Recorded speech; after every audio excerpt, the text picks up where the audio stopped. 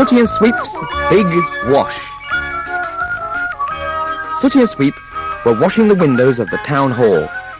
Mr. Fusspot, the mayor, had asked Sooty to do it for him because the mayor of Magic Town was coming to see him that afternoon.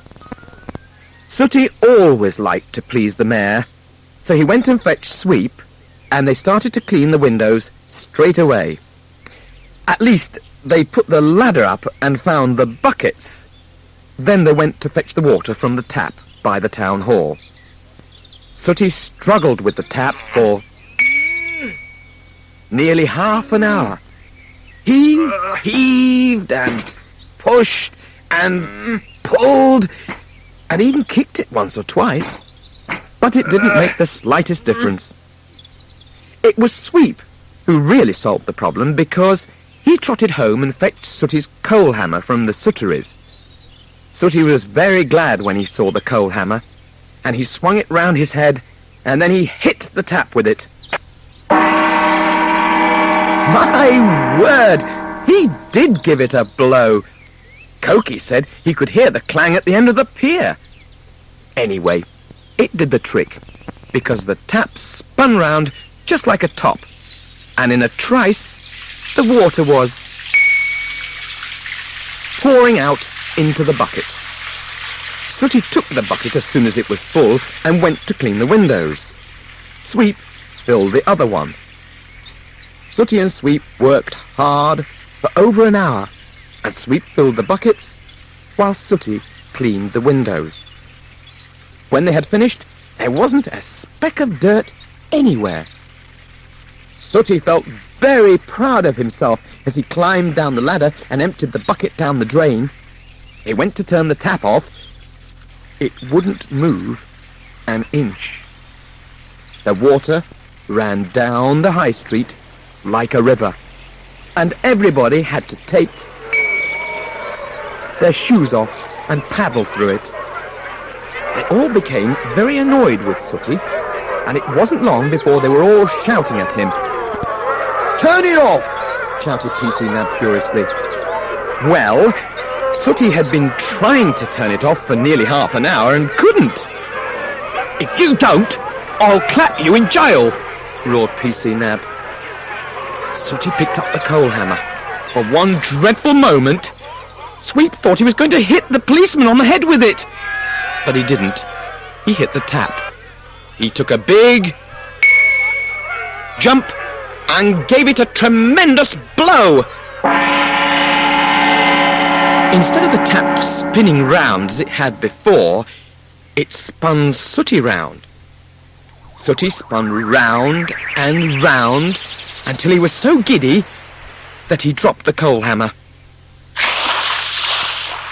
Now, Sooty couldn't possibly have known he was spinning past PC Nab, but he dropped it on the policeman's toe. PC Nab let out a yell that was heard all over TV town. He picked up the coal hammer and swung it round his head in a temper.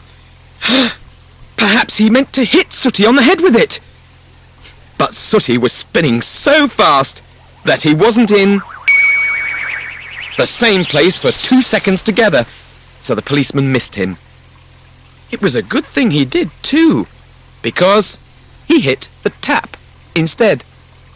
Do you know, not a single drop of water has come out of that tap from that day to this? There was only the water in the high street to clear up. That wasn't difficult to do because the well in TV Square had been dried up for months, so all the water ran into that and filled it up to the top. Mr. Fusspot, the mayor, was delighted when he came out of the town hall and saw how clean everything was. The windows were sparkling like diamonds, and the high street hadn't been so clean for years. "You're a very clever little teddy bear, Sooty," he said as he beamed down at him. Nobody will ever know what PC Nab would have said, because as he was about to say something, he had to stop, because the mayor of Magic Town arrived at the town hall, which was just as well for Sooty.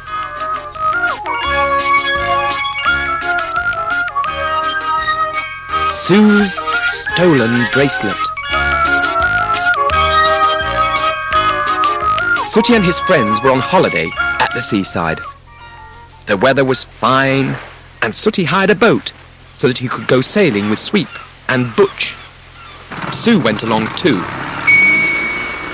Sue had put on a necklace and bracelet. The pretty stones shone in the sun as she trailed her hand in the water.